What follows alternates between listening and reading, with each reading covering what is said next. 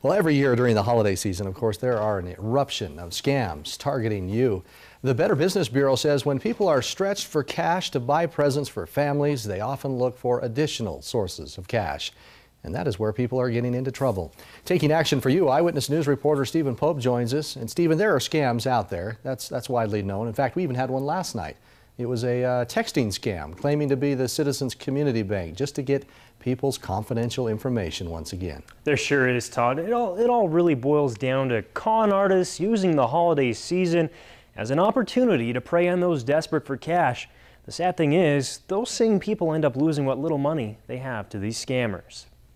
Whitney Robertson has been scammed $150 for opening a malicious email from a group calling themselves USA Credit. Opened an email from them about a week ago. It comes up USA Credit, and it's a credit card application, and they also do payday loans.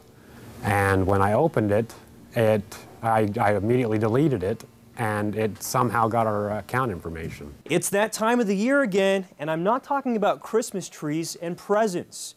Scams. It's that time of the year when they're opportunistic because people need a little extra cash to go out and buy their presents. They wait for things like Christmas, Easter, the holidays, and they'll do things that they know people are needing.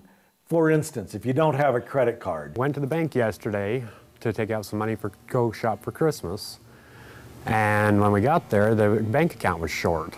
The Better Business Bureau just released the top 10 scams of 2010 for eastern Idaho, many of which have a holiday theme to them.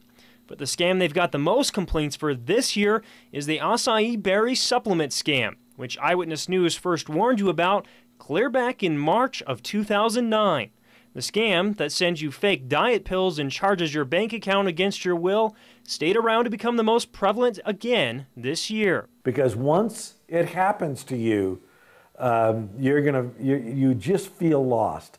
You feel violated. Then there's the scam we told you about Wednesday, involving text messages claiming to be Community Citizens Bank.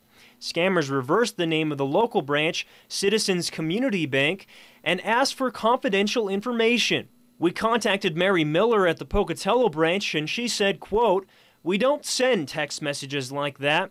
Most of the numbers receiving the texts aren't even members of our banks. We already have that information that they're asking for."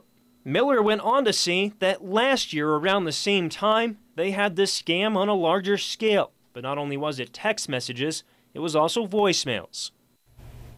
Sika says you should only trust reputable online dealers or banks. If you don't feel like you can trust an online organization, you can check with the BBB or just do business in person. Yeah, it's like you were saying, they're playing on the holiday emotion. People are strapped for cash, want to go buy presents. And yeah, the emotion of the whole season. All right. It is.